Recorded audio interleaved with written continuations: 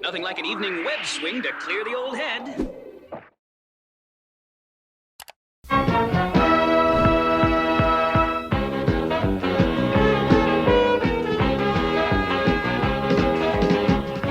Spider-Man and his amazing friends, Iceman and Firestar.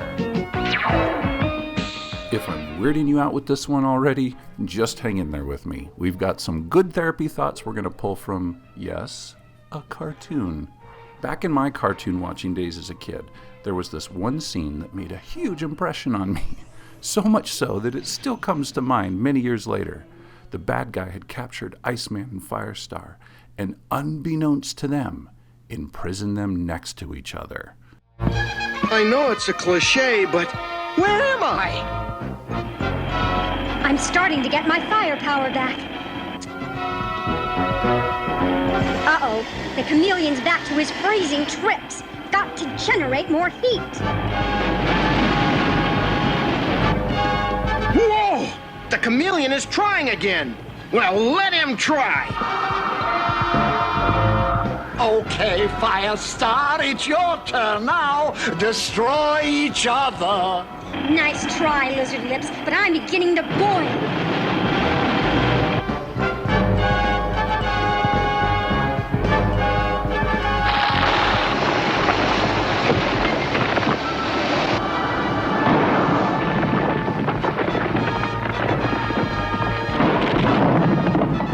Ha! I guess that shows the chameleon who he's dealing with.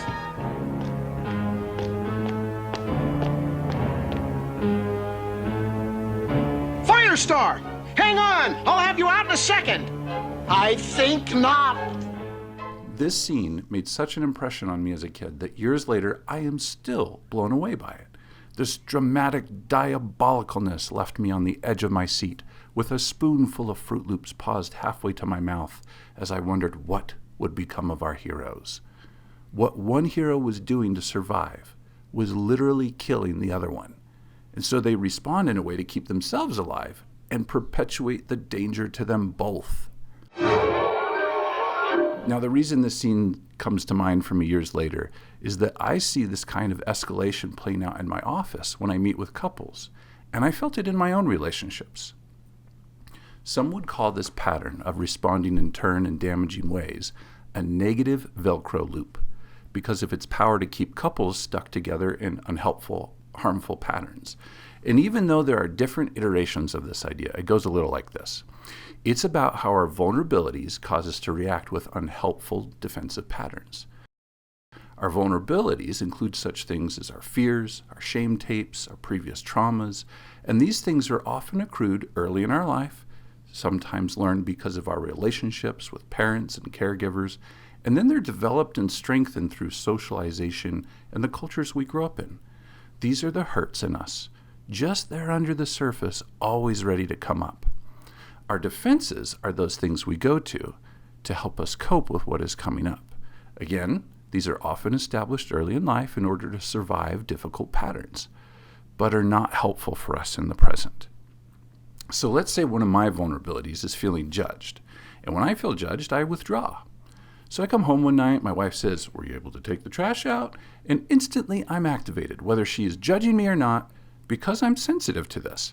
So I react by going cold and withdrawing, which in turn activates my wife's vulnerability of being lonely, which usually results in her complaining loudly and critically about my withdrawing, which again makes me feel judged, see? And each time we come around the loop, we have added another couple notches of intense emotion and hurt. Each of our vulnerability-activated defenses are in full play now. Now, there are a couple important so whats to the negative Velcro loop. One so what is that it reminds us that we aren't the problem. The problem is the problem. The pattern is the problem. Good people get caught up in this pattern, and like amazing friends, fighting against their vulnerabilities, they are unknowingly hurting the other one and themselves. A second so what here is that the negative Velcro loop suggests some possible intervention points to break the pattern. Increased awareness, being mindful of our patterns, bringing the unconscious forward into the realm of the conscious. I can become aware of when my vulnerability is triggered and realize it's not so much the trigger as what is being brought up from the past. And I can make a plan for a better way to cope when I'm in struggle and in shame and in pain. We can learn new patterns, new ways to do things. And as we do, the negative Velcro loop releases its grip, giving us a chance to come together and connect and help each other instead of just blindly responding to our hurts. I love this quote by M. Scott Peck. He writes, "The truth is that our finest moments are most likely to occur when we are feeling deeply uncomfortable, unhappy, or unfulfilled. For it is only in such moments, propelled by our discomfort, that we are likely to step out of our ruts and start searching for different ways or truer answers." I hope you liked this episode, and for fun, if you had a favorite childhood cartoon growing up, feel free to post it in the comments. See you next time. Spider-Man and his amazing friends.